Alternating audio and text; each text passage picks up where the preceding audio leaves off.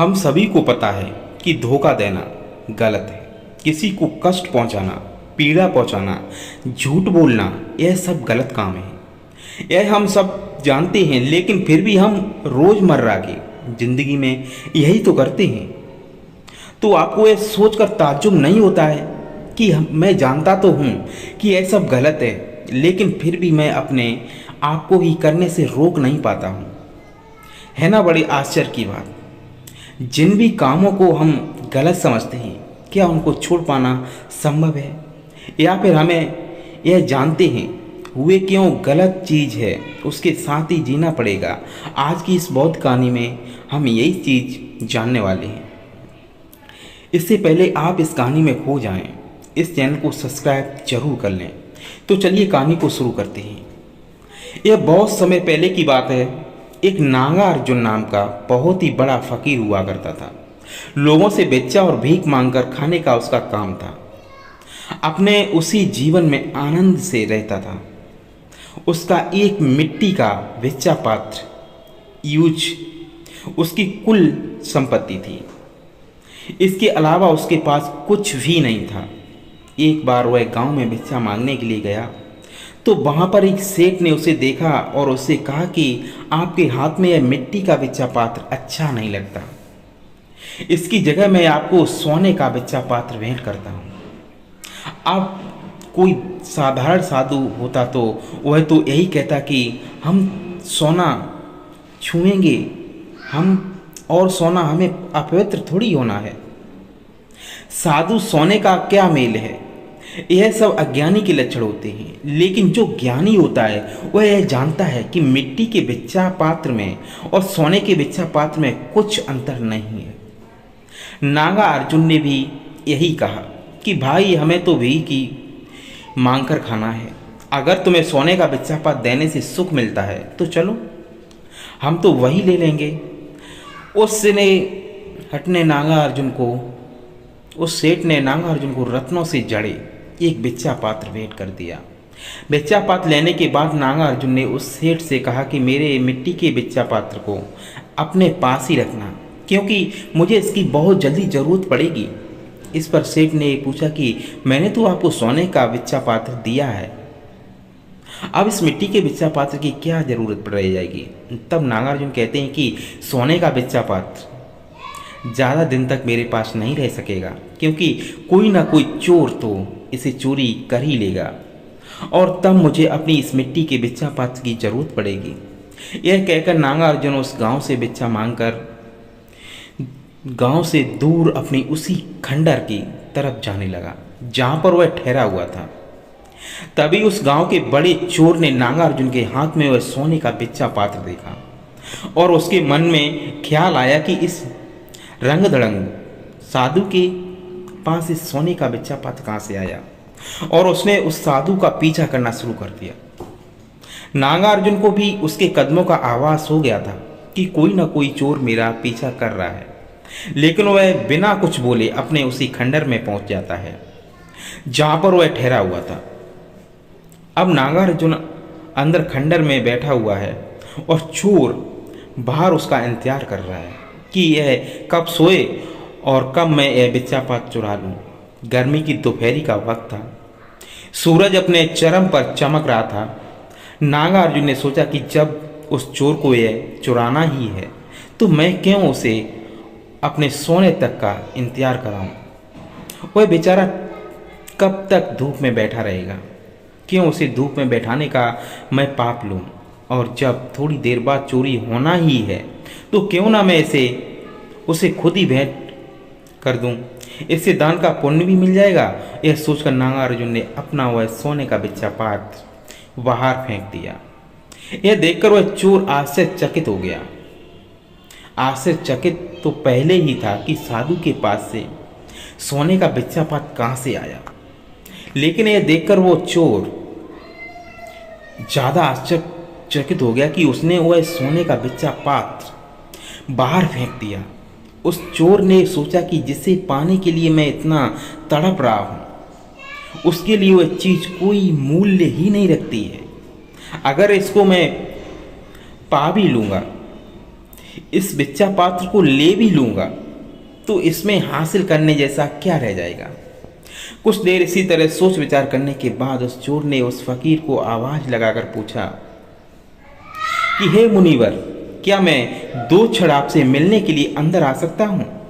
तब नागार्जुन कहते हैं कि मैंने इसलिए ही वह भिक्षा पात्र बाहर फेंक दिया था कि तुम अंदर आ सको। आ जाओ। अंदर आने के बाद वह चोर उस फकीर से पूछता है कि हे मुनिवर, मैं भी अपने जीवन में सत्य की प्राप्ति करना चाहता हूँ। मैं भी चाहता हूँ कि मैं भी आपकी तरह आनंद से भरपूर हो जाऊँ और उस परम सत्य की खोज कर लूँ। लेकिन मैं कई साधु महात्माओं के पास गया। उन्होंने कहा कि पहले तुम चोरी छोड़नी होगी। लेकिन मैं आपसे भी पूछता हूँ, क्या मेरे जैसे आदमी के लिए सत्य को प्राप्त करने की कोई संभावना है? फकीर कहता है कि पहले तो सुन लो कि तुम किसी भी साधु संत से मिले नहीं। साधु संत को क्या मतलब कि तुम क्या करते हो? तुम चोरी करो या किसी की डकैती करो, चोरी का और साधु का क्या प्रयोजन है? मैं तुम्हें नहीं कहूँगा कि चोरी छोड़ने के लिए, मैं तो कहता हूँ कि तुम चोरी को पूरे ध्यान पूर्वक करो। अगर किसी का दरवाज़ा तोड़ने जा रहे हो तो उसे पूरी तरह से सजग होकर पूरे ध्यान में तोड़ो। अगर मूर्छा आ जाए तो चोरी मत करो, पूरे होश पूर्वक चोरी करो। अगर किसी की तिजोरी खोलते हो तो उसको पूरे होश पूर्वक, पूरे ध्यान में, पूरी सजगता के साथ, पूरी सावधानी के साथ चोरी करते वक्त तुम्हारा चित्र भी वहीं होना चाहिए जहां तुम चोरी कर रहे हो। अगर तुम तिजोरी खोल रहे हो तो तुम्हारा चित्र भी उस तिजोरी पर ही होना चाहिए, न कि इधर उधर भागने के बारे में सोचना। यह सुनकर वह चोर कहता है कि इससे क्या होगा? फकीर कहता है कि करके देखो, कुछ हो तो मेरे पास आना और मुझे भी बताना। वह चोर हंसने लगता है और कहता है कि आप तो चोरी करने की कुशलता बता रहे हो, आप तो चोरी करने के नए नए तरीके बता रहे हो कि अच्छे से चोरी कैसे की जा सके। कुछ और कहता है कि ठीक है, और भी कुछ नहीं तो कम से कम चोरी का गुण तो बढ़ेगा। और यह कहकर वह वहाँ से चला जाता है।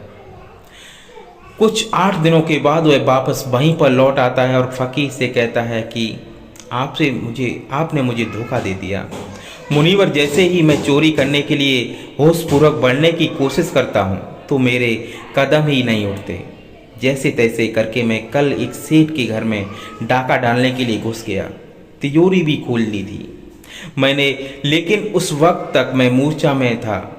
लेकिन जैसे ही मैंने तिजोरी खोली तो मुझे याद आ गया कि मुझे तो चोरी पूरे होश पूर्वक करनी है।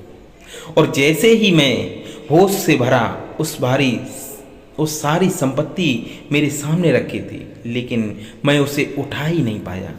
घर के सारे लोग सो रहे थे लेकिन मैं जाग गया था।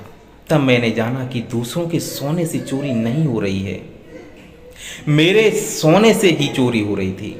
वह चोर तो अपनी सीख ले गया, लेकिन हमें क्या सीख मिलती है, हमें क्या शिक्षा मिलती है? दोस्तों, कुछ और इस जीवन में करने जैसा नहीं है। बस अपने कर्म में ध्यान को संयुक्त कर लो।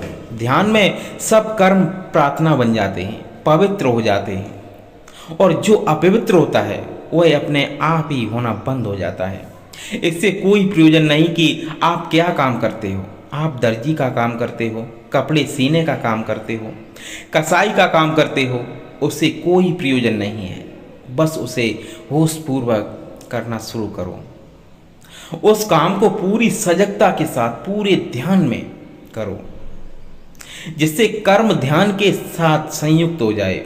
और इससे क्रांति होगी कि इस ध्यान पूर्वक कर्म करने से उसका बोध होगा तो चेतना है, बोध होगा तो चेतना है, आत्मा है। अगर उसके बोध का बिंदु उपलब्ध हो जाए तो सब कुछ उपलब्ध हो जाता है।